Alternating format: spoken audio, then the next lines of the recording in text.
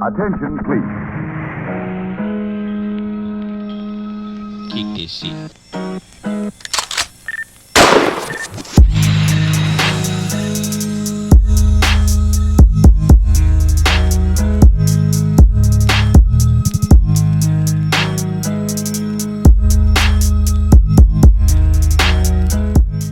Salut les computers, moi c'est Bavard. Ouais. Et donc aujourd'hui on est reparti pour un sujet bien putaclic, puisqu'on va se servir des agriculteurs pour faire un petit peu de vue, d'accord. D'ailleurs je leur propose, je remercie mes 51 abonnés, tous 100 000 abonnés, bref. Si vous aimez mon travail, ce serait très gentil de faire le petit clic, le petit j'aime ou le petit abonnement, ça fait toujours plaisir. Et donc, aujourd'hui je suis bien chaud, parce que avant j'ai fait du vélo, et j'ai pas arrêté de voir le French Dream. J'ai eu l'impression de voir que des autistes. D'ailleurs, justement, en parlant d'autisme, c'est justement un petit peu le sujet d'aujourd'hui, puisqu'en fait on va voir un petit peu à quel point les gens sont stupides.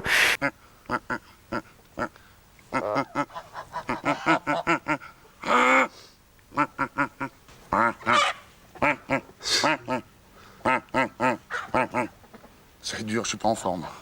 D'ailleurs, ça va être un sujet assez récurrent sur la chaîne, puisque là, je suis en train de faire une vidéo qui m'a déjà pris au moins une cinquantaine d'heures. Et je vais vous mettre une petite intro, justement, pour vous allez un peu deviner c'est quoi le sujet. Aujourd'hui, on va s'enculer le broquin. Stratosphère.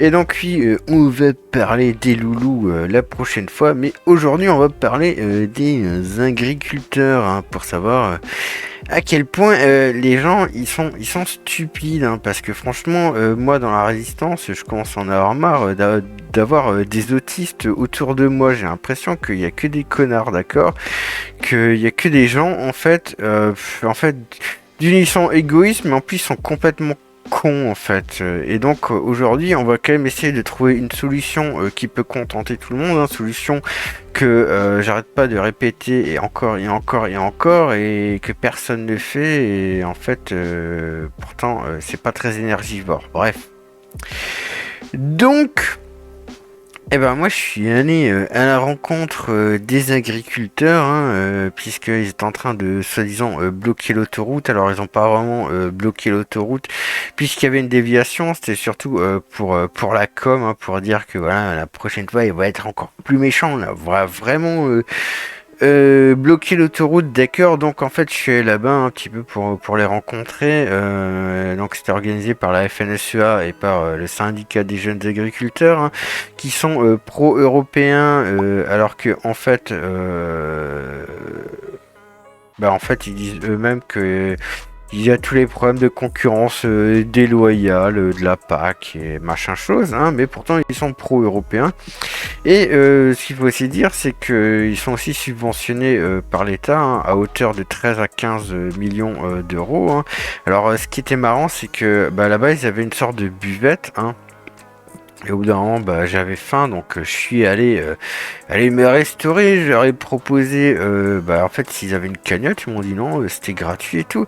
Et on a vite fait discuter. Et donc ils m'ont dit, je leur ai demandé, en fait, parce qu'en fait, pour plaisanter, j'ai dit, de toute façon, ça vient de notre argent, leurs saucisses, puisque voilà, ils sont subventionnés. Et ils m'ont dit, non, on n'est pas subventionné, tout l'argent, il vient que des cotisations. Or, c'est faux, puisque ils reçoivent entre 13 et 15 millions d'euros. Donc, déjà, le rapport de force avec l'État, il est déjà un petit peu niqué, vous voyez. Donc, alors... j'ai eu le droit à plusieurs profils de personnes, c'est un peu toujours ce genre de profil qu'on a dans les manifestations, que ce soit les gilets jaunes, les agriculteurs ou les antipasses ou que sais-je. Enfin voilà, les gens ils font toujours les solutions les plus connes, et en fait voilà, on va voir un petit peu c'est quoi. Donc, le premier agriculteur que j'ai rencontré, hein, c'était un jeune. Sa famille, je sais plus ce qu'il faut. Ah, si, c'était maraîcher, machin chose, bref.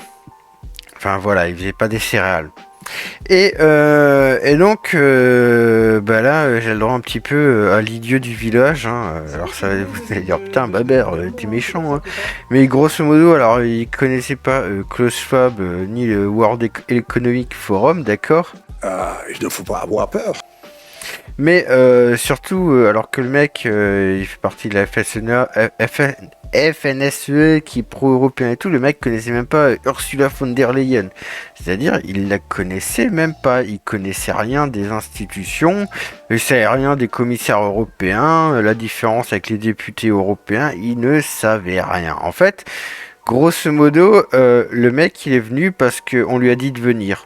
Voilà, mais grosso modo, ils étaient même pas capables de me dire c'était quoi leur revendication. Donc voilà.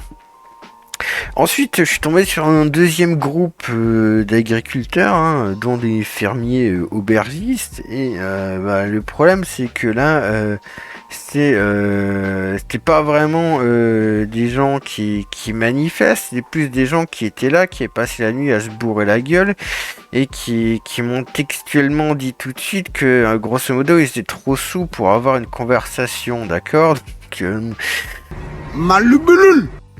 et donc ensuite j'ai eu des gens, un groupe de 4 personnes, il y en avait, bah, ils critiquaient quand même la PAC, ils critiquaient un petit peu l'Union Européenne. Et dans le même temps, voilà, certains ils faisaient des séparations un peu à la con. Non, le problème ça vient pas de la politique, mais ça vient de l'administration, et l'administration c'est pas l'État. Enfin voilà, des conversations aussi connes que ça, d'accord ? Vraiment des gens qui chipotent pour rien, et en plus que ce soit l'administration ou les politiques, c'est l'État. Parce que moi je disais, il faut que l'État ait le moins de pouvoir possible. Comme ça, il peut rien vous faire, d'accord ? Et puis d'un coup il est arrivé un mec, quand on a commencé à lui parler des gilets jaunes, bah, grosso modo il nous a dit non, nous c'est pas comme les gilets jaunes, ni comme les retraites, nous on manifeste pour pouvoir travailler. Donc en fait là on a encore un autre idiot du village qui en fait répète que seulement ce que la FNSEA lui a dit de dire, d'accord ? Alors surtout, vous me parlez pas de gilets jaunes, hein. Vous me parlez pas de gilets jaunes, ça n'a rien à voir avec les gilets jaunes. Hein. C'est une révolte de gens qui travaillent, hein, et qui veulent simplement qu'on leur foute la paix et qu'on les laisse travailler. Moi je dis allons-y, quoi. Je dis aux Français allons-y, quoi. C'est...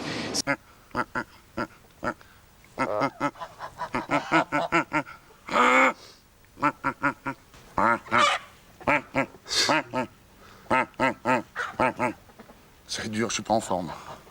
Donc ça c'est des choses que j'ai beaucoup retrouvées, hein. J'ai beaucoup retrouvé de gens qui m'ont dit oui moi je suis pro-européen et blablabla. Ah mais vous vous rendez compte, maintenant qu'on est dans l'Europe on y est, on peut plus en ressortir, mais regardez c'est la guerre en Angleterre et compagnie, enfin des trucs complètement stupides. Et en fait c'est des choses que j'ai déjà entendues pareil dans les antipasses, chez les gilets jaunes. En fait, c'est toujours pareil. C'est que en fait, vous avez deux camps.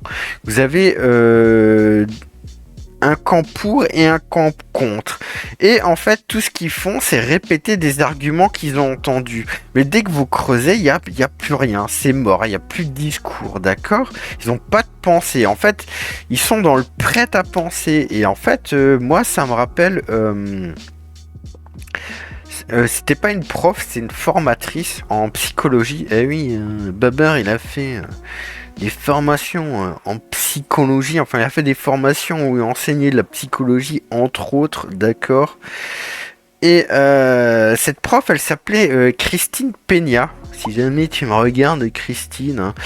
Et c'était pas une prof, c'est une formatrice. Je pense que si on fait le cumul des profs et formateurs, formatrices que j'ai eu, elle est dans le top 3, peut-être même top 1. C'est vraiment quelqu'un que j'appréciais beaucoup. Et dans son cours, on a toujours un espèce de petit combat. C'est-à-dire qu'elle faisait un combat psychologique, justement. C'est ça qui était intéressant. Et je pense aussi que c'était un peu pour ça qu'elle m'appréciait. C'est parce que j'étais pas un connard qui faisait que du prêt-à-penser, mais j'étais quelqu'un qui avait sa propre philosophie. Et que ce soit elle ou moi, bon, après la psychologie, voilà, il y a des choses où, comment dire, il y a des choses qui sont carrées dans le sens où, bah, voilà, il y a des cheminements qui sont les mêmes. Et après, si on parle politique ou philosophie, je pense qu'elle et moi, il y a plein de choses où on serait pas du tout d'accord. Mais à la limite, bah ça, j'en ai rien à foutre parce que ce que j'appréciais, c'est qu'elle avait sa propre pensée. Je pense que pour elle, c'était pareil. Et donc, souvent, ce que je m'amusais à faire, c'est qu'elle faisait son cours de 2 heures. Et au bout de 2 heures, j'aime bien résumer son cours en une seule phrase. Et je sais que ça la faisait un peu chier, tu vois. Et alors, pour me faire chier, des fois, elle me prenait en exemple, dans le sens où je me souviens que quand on avait abordé l'estime de soi, eh ben, elle m'avait demandé pourquoi j'étais pas champion du monde d'une discipline. Parce que Babar, il a déjà participé à une Coupe du Monde dans certaines disciplines, bref. Et donc je lui ai dit, en fait tout naturellement, mais en fait elle avait joué avec un coup d'avance. Et j'avais dit tout naturellement parce que j'ai fait peut-être cette erreur, etc. Et tout de suite, elle avait dit suite à toutes les autres personnes de ma formation, ah vous voyez, eh ben Babar, lui il a confiance en lui, il a une bonne estime de lui-même parce qu'en fait il est capable de dire là où il a fait des erreurs. Et justement, c'est les gens qui sont pas capables de dire c'est quoi leurs erreurs, qui en fait ont une mauvaise estime d'elles-mêmes parce qu'elles n'ont pas la capacité de le faire, elles sont trop faibles. Et là, elle m'avait un petit peu eu quand même parce qu'elle avait sorti de suite un trait de personnalité chez moi que j'avais pas forcément envie de montrer comme ça. Enfin, c'était plus pour me montrer qu'elle avait compris qui j'étais. Et en fait, cette formatrice, eh ben en fait, plusieurs années plus tard, hein, pratiquement, je sais pas, elle avait fait un article sur la DRJS, sur le site de la DRJS. Maintenant ça a changé de nom, donc en fait je pourrais pas ressortir l'article parce qu'il a disparu depuis que l'institution a changé, hein. Donc ils ont fait un nouveau site internet et il n'y a plus cet article. Et c'était un article où en fait c'était suivi d'une espèce de formation qui s'appelait service, attendez, je vais le retrouver.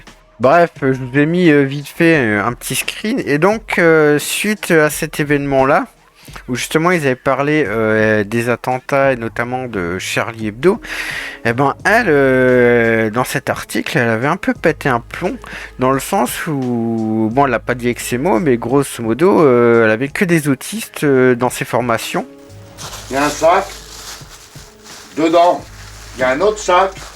Et donc, grosso modo, eh ben, elle disait, ouais, ben, en fait, il y a ceux qui sont pour Charlie et il y a ceux qui sont contre Charlie. Et en fait, on retrouve toujours les mêmes arguments qui sont en fait des arguments qu'ils ont entendus, mais dès qu'on commence à creuser, il n'y a plus rien, que ça soit d'un camp ou dans l'autre camp. Et en fait, elle disait, moi, j'en ai marre d'avoir tous ces gogoles à former parce qu'en fait, ils font que du prêt-à-penser. Et c'est vrai que sur ce coup-là, elle m'avait fait plaisir. Et donc, bah là, en fait, que ça soit chez les agriculteurs, que ça soit chez les gilets jaunes, chez les antipasses et tout, c'est toujours pareil. C'est que j'ai des gens, j'ai pas dit tout le monde, hein, mais il y a une grosse partie des gens qui sont juste dans du prêt-à-penser, que ça soit les pour ou que ça soit les contre. Et en fait, moi, ça me gaffe complètement. En fait, j'ai l'impression d'avoir des gens, des PNJ. J'ai juste, en fait, c'est comme un peu avant quand je faisais mon tour de vélo et que je croisais les gens qui étaient dans le French Dream.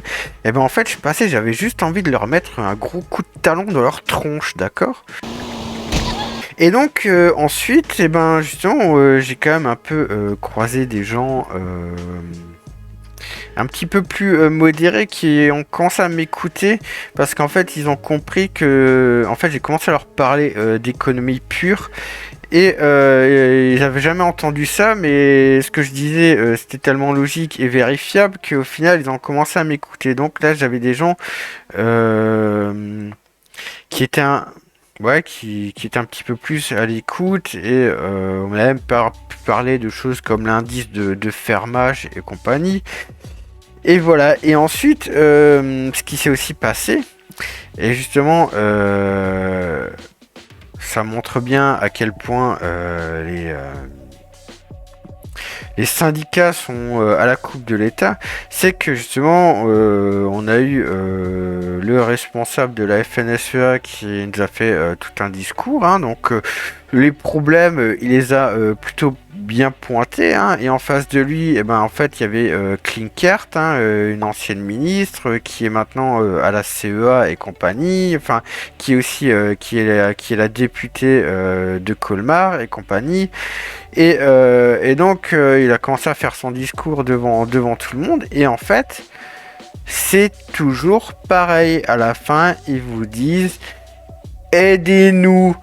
C'est qu'on a eu dans notre département, je parle de notre département, toujours des politiques de droite, des macronistes, des gens de gauche qui ont toujours soutenu l'agriculture de notre département, qui font le maximum pour nous aider, mais disons qu'il faut qu'ils nous aident encore un peu plus, qu'ils poussent un peu les pauvres, qu'ils en trouvent les pauvres au niveau de leur parti pour qu'on arrive à avancer. Parce que sinon on risque un grand débordement et après, je ne sais pas où on ira, on ne pourra plus tenir notre route. Donc je vous demande de nous aider. Donc merci déjà d'être venus. C'est quand même montrer le soutien à l'agriculture orinoise et on peut quand même les applaudir.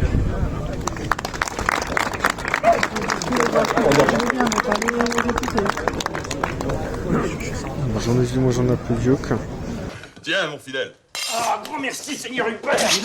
Hein, mon Jacouille, tu ne veux pas venir à ce table avec nous? Oh, non, Seigneur Hubert. Et donc en fait, vous avez une citation. Alors franchement, je sais plus de qui elle est et j'arrive plus à trouver de qui elle est. Hein, donc si vous savez de qui elle est, n'hésitez pas à la mettre dans les commentaires. Cette citation, elle dit que grosso modo, la pire chose que peut dire un politique, c'est je suis là pour vous aider. Si un politique qui vous dit ça, vous savez que il faut fuir. Hein.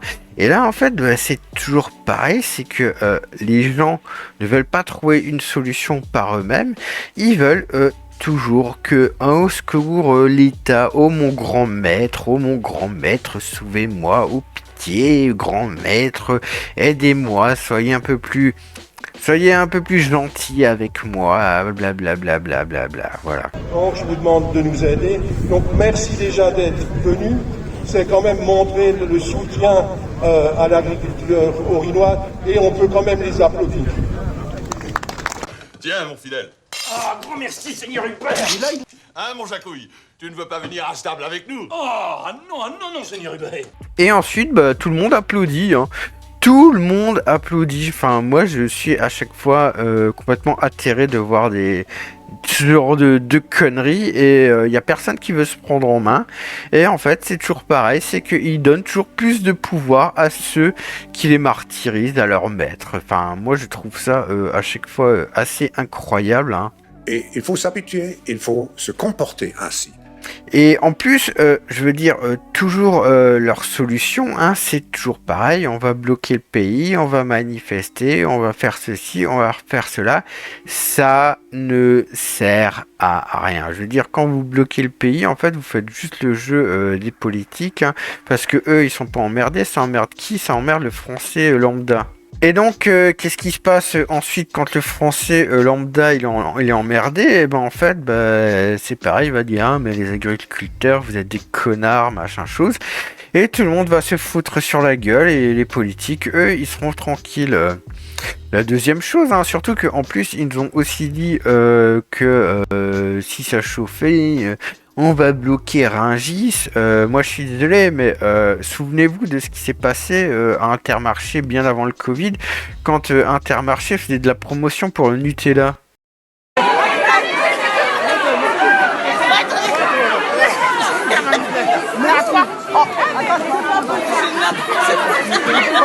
Tiens, mon fidèle. Ah, grand merci, Seigneur Hubert. Hein, mon Jacouille, tu ne veux pas venir à ce table avec nous? Ah non, Seigneur Hubert. Et il faut s'habituer, il faut se comporter ainsi. Je l'ai, le pass sanitaire, voilà. Donc maintenant, j'aimerais bien savoir, quand on sait ça, qu'est-ce qui va se passer s'il y a une pénurie alimentaire parce qu'ils bloquent Rungis? Non, je sais pas, hein, à votre avis. Hein. Donc, et ça sera pas les politiques qui souffriront de tout ça, hein, puisque de toute façon ils ont de l'argent et tout. C'est pas du tout un problème pour eux, d'accord? Surtout que, enfin, souvenez-vous, je vais revenir de nouveau vers les syndicats. Hein, c'est toujours pareil. Le mec de la FNSEA, il a dit comme la politique. Ah, on va voir qu'est-ce qu'on nous propose, et puis si ça nous convient pas, on va revenir la semaine prochaine. Hein. C'était un peu comme les syndicats qui ont fait CGT et compagnie, qui sont eux aussi financés par l'État et par l'Union Européenne, qui pour les retraites avaient dit « Oh ben là, on va faire une pause, hein, et puis on revient dans 2 mois en juin pour de nouveau manifester... Pour les retraites, hein, c'est toujours pareil. Et les gens, ils continuent à aller dans ces putains de syndicats et ils continuent à les suivre. Ils continuent à manifester quand les syndicats disent de manifester. C'est ça le pire. Donc voilà, donc on va boire un verre avec vous pour nous montrer que, je veux dire, on respecte nos politiques, mais il faut qu'ils soient encore plus derrière nous, qu'il y ait des actes. Voilà. Tiens, mon fidèle. Ah, grand merci, Seigneur Hubert. Hein, mon Jacouille, tu ne veux pas venir à ce table avec nous? Non, Seigneur Hubert. Et il faut s'habituer, il faut se comporter ainsi. Moi, j'ai mes 2 doses. C'est que nous, on dit, on attend maintenant les annonces du Premier ministre, on les analyse et on revient la semaine prochaine si elles ne nous conviennent pas. Donc ça, c'est la proposition de la FDSEA. Je veux dire, pour le moment, ça s'est passé d'une façon calme, une façon mesurée, et donc ça sera sans doute la position de la FDSEA. Voilà. Tiens, mon fidèle. Ah, grand merci, Seigneur Hubert. Hein, mon Jacouille, tu ne veux pas venir à ce table avec nous? Non, Seigneur Hubert. Oui, merci. Bonjour tout le monde. Juste une proposition, c'est d'attendre des propositions que nous, on ne connaît pas encore au niveau national, mais se dire que dans une semaine, de revoir autour d'une table ce qui aura été annoncé et de faire un très bon travail avec les JA et avec vous. Merci. Et il faut s'habituer, il faut se comporter ainsi. Et donc, je vous invite à boire un verre, et puis on vous invite aussi à boire le verre de l'amitié. Voilà, merci. Tiens, mon fidèle. Ah, grand merci, Seigneur Hubert. Hein, mon Jacouille, tu ne veux pas venir à ce table avec nous? Non, Seigneur Hubert. Et il faut s'habituer, il faut se comporter ainsi. J'ai bu mon café en terrasse. Et en plus, je veux dire, si vous manifestez, vous bloquez le pays, bah déjà, c'est vachement énergivore, hein, alors que les politiques, bah, eux, ils sont toujours bien, hein, eux, ça leur pompe pas trop d'énergie, d'accord? Et en plus, au bout d'un moment, eh ben, on va vous envoyer la force publique pour vous taper dessus, d'accord? Et donc là, c'est pareil, bah, ceux qui vont vous taper dessus, c'est leur métier de vous taper dessus, d'accord? Donc pour eux, c'est pas énergivore, parce que, enfin... Pas totalement, parce que, ok, ils vont devoir rester un peu plus sur le terrain, mais ils resteront pas 24 heures sur 24 comme vous. Donc, je veux dire, le rapport de force, c'est toujours pareil, il est complètement nul, d'accord? Après, si on revient toujours au truc, mais faudrait qu'on essaye de vendre en direct, machin chose. Alors ok, sur le papier, ça paraît d'être une bonne idée de vendre en direct, mais en vérité, c'est totalement de la merde. Regardez, pendant le Covid, il y a plein d'agriculteurs qui ont vendu en direct, et finalement, bah, pendant le Covid, ça marchait, et puis après, bah, c'est devenu de la merde. Enfin, je veux dire, c'est pas devenu de la merde, mais c'est que les gens, ils sont plus allés. Et une fois que tout a réouvert, les gens, ils sont retournés à Leclerc et Picard. Donc en fait c'est toujours pareil, c'est que en fait on a que des petites pas innovations, mais des petits trucs qui se mettent en place comme ça, mais ça va jamais très loin. Je veux dire, le rapport de force avec les gros industriels, c'est toujours pareil, ils sont nuls, parce que là aussi, ils sont là, oh pitié, faudrait que les industriels, ils nous donnent plus d'argent, mais en fait, ce qu'il faut, il faut développer une concurrence, d'accord? Je veux dire, il y a un truc qui est plutôt pas mal, une idée qui s'est mise en place sur Colmar qui est plutôt pas mal, qui s'appelle Cœur Paysan, où grosso modo les agriculteurs et les gens de l'agriculture en général, ça peut être très bien des gens qui font du miel, tout comme des gens qui élèvent des escargots, tout comme des gens qui font pousser des patates, d'accord, donc c'est très large quand je dis agriculteurs, et qui ont racheté l'ancien Lidl et qui ont fait un petit magasin. Maintenant, c'est toujours pareil, il n'y a pas de tout, d'accord? Donc, si vous voulez acheter là-bas, il va d'abord falloir aller là-bas, et ensuite, il va falloir de nouveau aller à Leclerc pour faire le reste de vos courses. Donc, c'est une petite concurrence, mais c'est pas viable. Et je veux dire, les mecs, ils ont quand même des gros syndicats, d'accord? Ils pourraient tous se mettre ensemble et, je sais pas, commencer à faire déjà un réseau de distribution.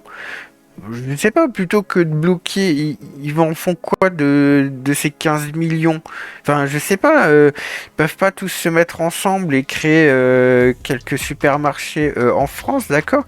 Parce qu'en fait, tout ce qui leur manque pour vraiment avoir du poids, c'est de faire de la distribution et de la transformation de leurs aliments. Parce que s'ils commencent à vendre parce qu'en fait c'est aussi ça le problème, c'est qu'ils veulent tous vendre leurs trucs en direct sans aucune transformation.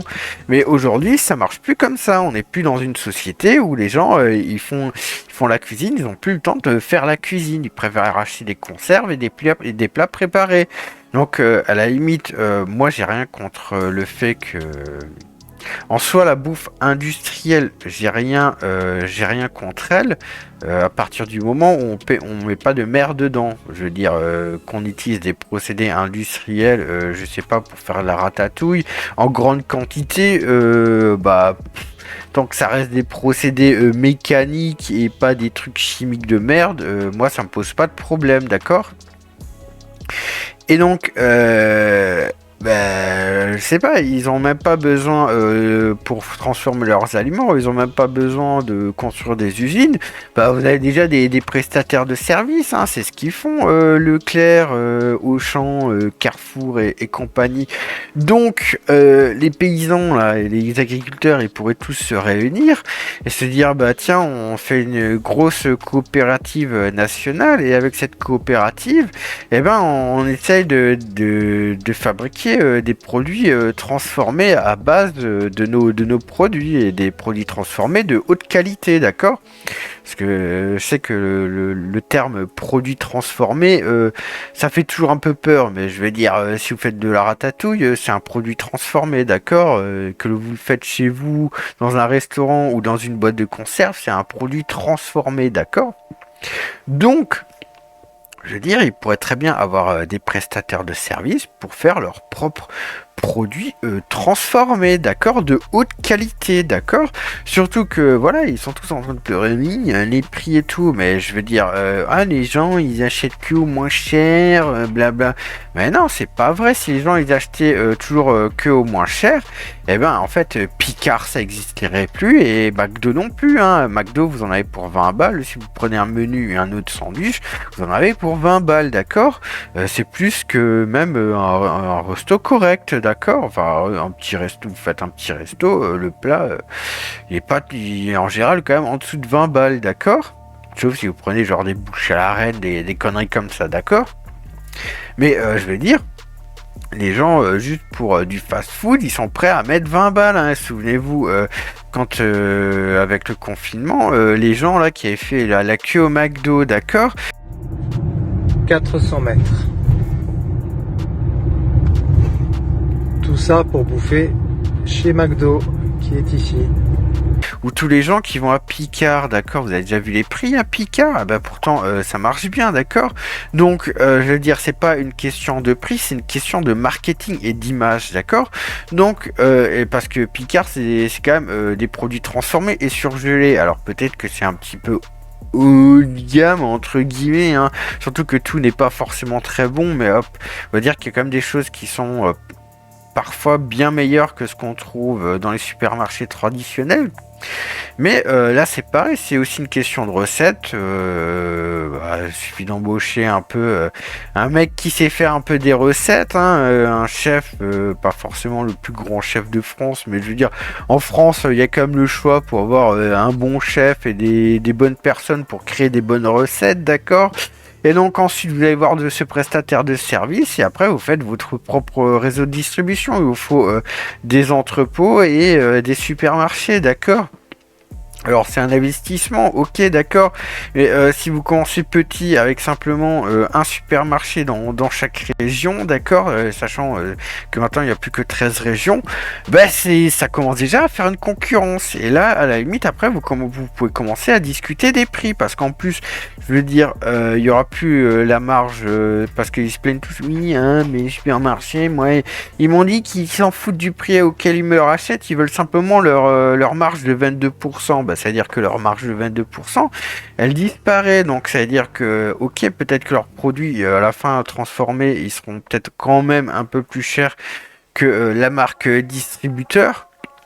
Mais moi, je suis même pas sûr qu'il serait plus cher qu'une marque comme William Saurin ou des conneries comme ça, d'accord.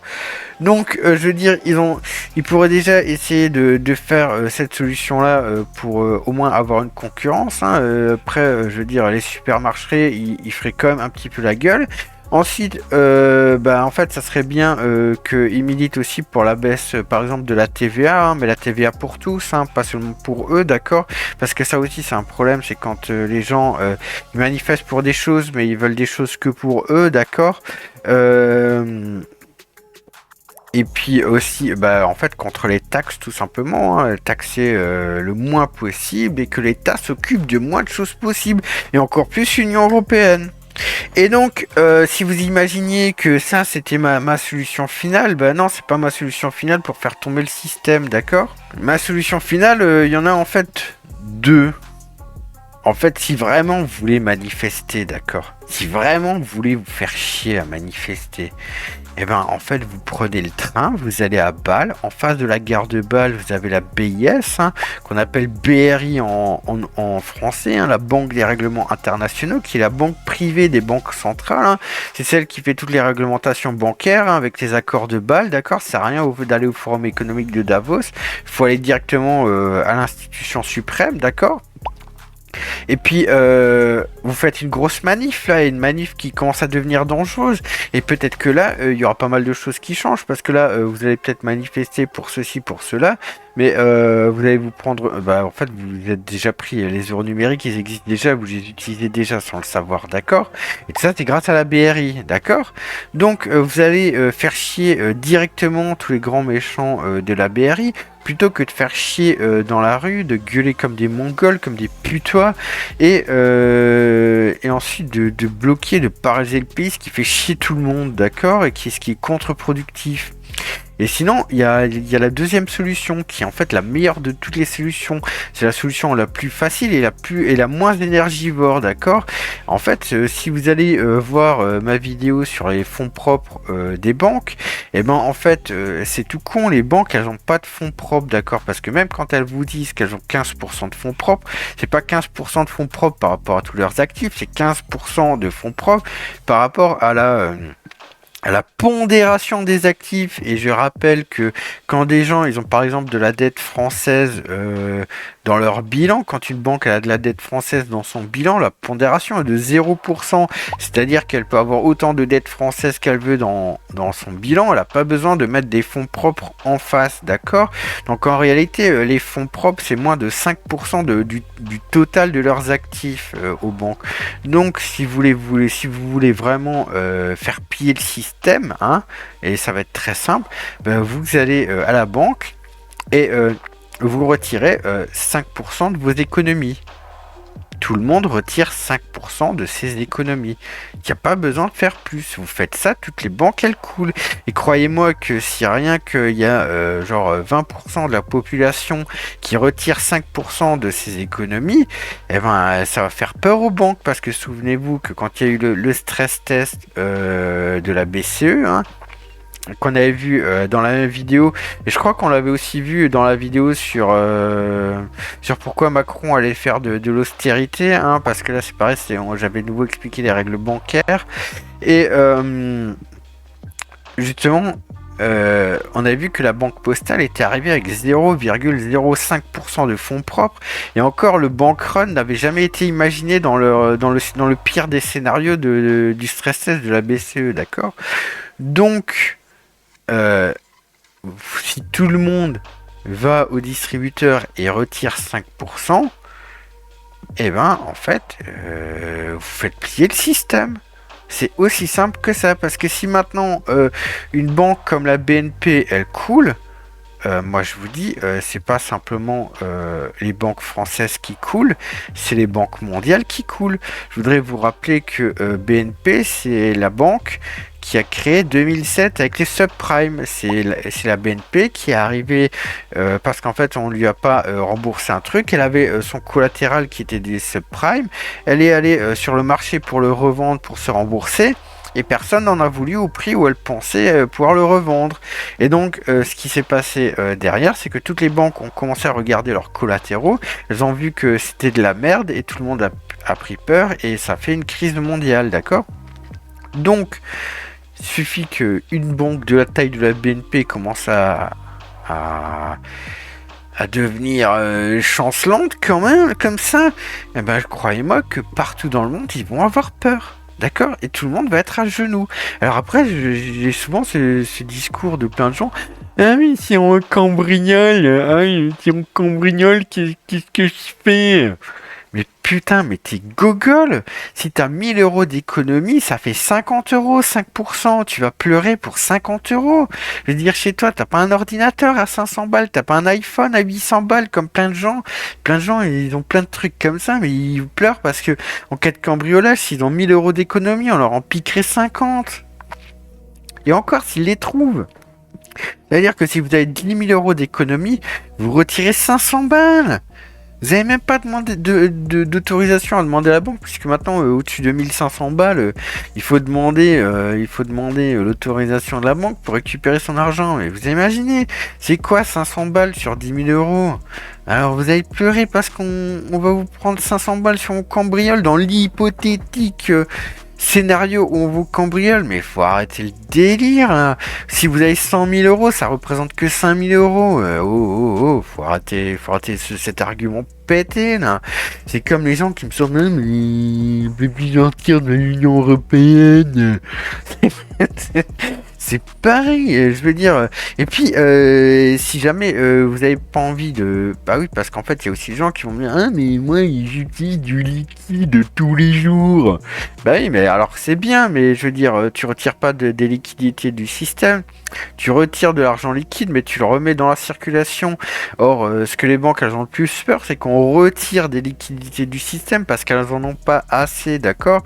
Donc, si à la limite t'as peur d'avoir des billets chez toi et justement parce que souvent dans les assurances quand on a juste des billets c'est pas remboursé, d'accord, bah en fait il y a une solution qui est toute conne, hein. Bah t'achètes de l'or ou de l'argent, ou tu le transformes en crypto-monnaie, ou tu achètes des objets de collection, ou tout ça c'est remboursé par l'assurance, d'accord. Alors des fois il y a des proratas, enfin je veux dire, ça peut pas excéder une certaine somme, mais je veux dire, je viens de te dire que si tu as 100 000 euros sur ton compte, t'as que 5 000 euros à retirer, je veux dire, n'importe quel contrat d'assurance, normalement, ou alors c'est que tu es vraiment dans une assurance pourrie, et je te dis court, d'accord, et normalement elle te rembourse des objets à 5 000 euros, d'accord, donc... Au pire, tu peux même t'acheter une Youngtimer, une voiture. Mais au pire, tu sais quoi? Imagine, tu as 10 000 euros sur ton compte. Donc, tu retires 500 balles. Avec 500 balles, tu fais quoi? Avec 500 balles, tu achètes un quart d'once or. D'accord? Un quart d'once, tu sais combien ça fait? Un quart d'once, ça fait un quart de 30 grammes. Ok, donc tu vas pas me dire, alors ok 500 euros en billet de 50 euros, bah, ça fait une petite liasse qui est plus facilement trouvable. Mais là, je veux dire, un quart d'once, ça fait la même taille qu'une pièce de 20 centimes. Tu vas me dire que tu sais pas comment cacher une pièce de 20 centimes hein, pour qu'on la retrouve pas. Enfin, je veux dire, les cambrioleurs, ils vont pas fouiller tout ton appartement, ils vont pas retourner toute ta moquette, ils vont pas retourner enfin je veux dire ils vont pas enlever toutes tes plaintes, enfin voilà, ils vont aller au plus facile et au plus rapide, d'accord. Donc ton quart d'once d'or, tu le caches facilement, d'accord. Alors et justement, faut aussi arrêter d'écouter les gros débiles comme Dromai Economy qui vous racontent de la merde en vous faisant peur pour le spectre. Mais c'est un des cambrioleurs. Ah bah oui, bah investis sur je sais pas trop quoi, investissement 24, nique ta mère, machin chose. Il y a plusieurs moyens d'y arriver. Le premier, évidemment, c'est d'acheter du vrai or, un or physique que vous allez trouver dans des magasins spécialisés. Ça pose deux gros problèmes. Le premier, c'est que pour l'acheter, généralement, eh bien, vous avez des frais relativement élevés. Les boutiques sont plutôt chères. Et pour récupérer l'argent que vous avez payé en frais, il va falloir attendre plusieurs années que le cours de l'or monte vraiment. Le deuxième, eh bien, c'est de l'entreposer. Parce que où cacher son or? Faut-il le mettre sous son matelas ou faut-il le mettre dans un coffre à la banque? Si vous le mettez dans un coffre à la banque, là aussi, vous allez avoir des frais plutôt élevés. Si vous le mettez sous votre matelas, eh bien, il y a la peur quand même des voleurs. Bref, acheter de l'or physique, ce n'est pas toujours très simple et c'est souvent très cher. Vous avez une deuxième solution qui est peut-être plus intelligente, c'est acheter des ETF, enfin plutôt des ETC. Alors, je vous propose d'aller sur Freedom24 qui sponsorise cette vidéo. Et donc, je vais dire, si là on vous cambriole, vous êtes remboursé. Alors, pour moi, quand même la meilleure solution pour retirer des liquidités du système, c'est vraiment de retirer son liquide et de ne pas le réinjecter. J'ai pas dit c'est le meilleur moyen de garder ses économies, ok, c'est deux choses différentes, d'accord. Pour garder ses économies, le mieux c'est de le réinvestir dans quelque chose, d'accord. Mais si vraiment tu veux faire mal au système, faut retirer ton liquide et ne même pas acheter d'or, rien du tout, tu le gardes. Et parce que en fait si tu commences à acheter de l'or, tu remets quand même quelques billets en circulation, même si tu retires au final cette somme en liquidité, on va dire c'est la solution du moindre mal. Je dirais qu'en première solution c'est de retirer le liquide et de le garder quelque part. La deuxième la deuxième meilleure solution, c'est tu prends le train, tu vas à Bâle ou si tu es du côté du sud-est et Rhône-Alpes, tu montes en Suisse, d'accord. Et une fois que tu es en Suisse, tu vas à un distributeur de Bitcoin, d'accord. Et tu mets tes euros dans le distributeur de Bitcoin, d'accord. Et tu retires des Bitcoins, d'accord. Et ça va vraiment faire chier le système que tu ailles en Suisse pour dilapider tes euros dans les machines à Bitcoin. Et ben ça va les faire chier. Et les machines à Bitcoin, et ben elles prennent les euros, d'accord. Et ensuite la troisième moins pire solution, je te dirais, c'est les objets de collection, d'accord. Et après c'est l'or et l'argent. Mais là on parle vraiment pour faire mal au système, je parle pas pour garder tes économies, d'accord, qu'on soit bien clair.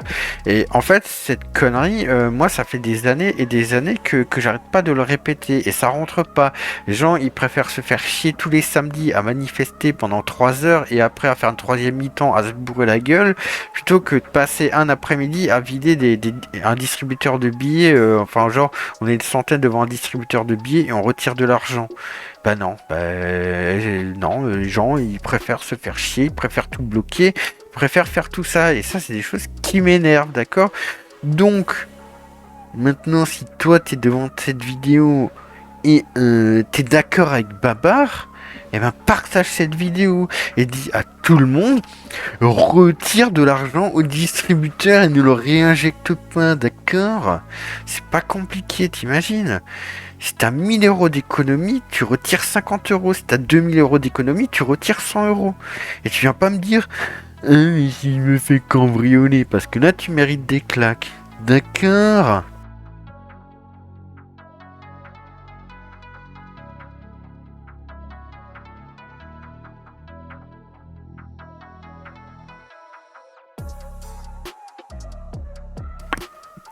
Bon, et ben pour moi je pense que c'est tout pour aujourd'hui. Et ben sur ce, moi je vous dis ciao les complotards.